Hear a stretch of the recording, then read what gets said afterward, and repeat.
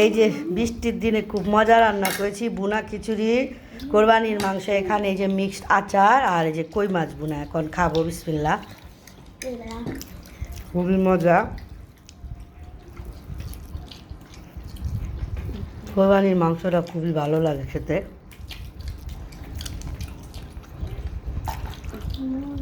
এইগুলা কিভাবে তৈরি করেছি ফুল রেসিপিটা দেখাইতেছি। আসসালামু আলাইকুম, কেমন আছেন সবাই? যে ঝুমঝুম বৃষ্টি হচ্ছে আর মজার বুনি খিচুড়ি খাবো।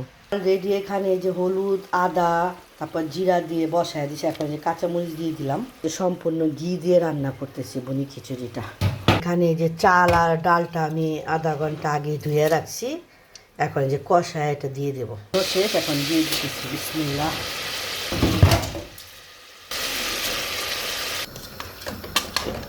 আর কোরবানির সময় তো আমরা মাংস, গুনা গুনা মাংস করি, অনেক মাংস থাকে, তাই ছুটির দিন প্রতিদিন একটা একটা করে খাবার রান্না করতেছি।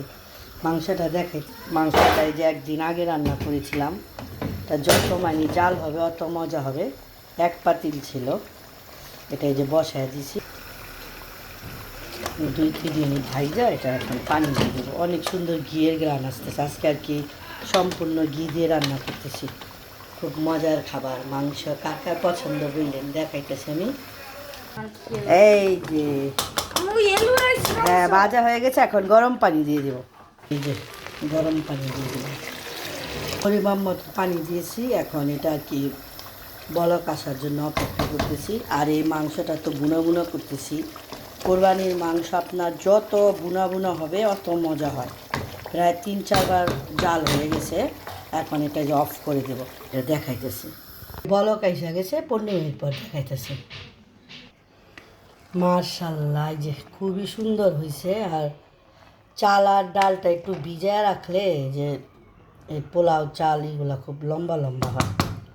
এই তো খুবই সুন্দর হয়েছে, ঘিয়ের গ্রান আসতেছে। আর একটু লেটকা লেটকেই রাখবো, এটা যখন শুকে যাবে ডালে আরও হয়ে যাবে, ঝরঝরে হয়ে যাবে। এই তো মজাদার খিচুড়ি খাবো, বুনা খিচুড়ি না মাংস দিয়ে। এই যে দেখাইতেছি আমি, খাবো আমরা সবাই। এই যে এখন ওর পাপাকে দেব, খেয়ে বলবে কেমন হয়েছে। এখন 10-15 মিনিট পরে করেছে, আর সুন্দর সেট হয়েছে। এই যে বুনা মাংস, আর পাপা আবার এই যে খিচুড়ি দিয়ে বুনা মাংসটা অনেক পছন্দ করে। আর সাথে আছে হলো মিক্স আচার, আমি দেখাইতেছি।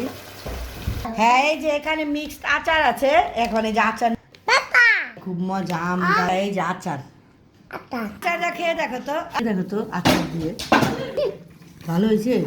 হ্যাঁ খাও তুমি, তারপরে যে আমরা খাবো সবাই।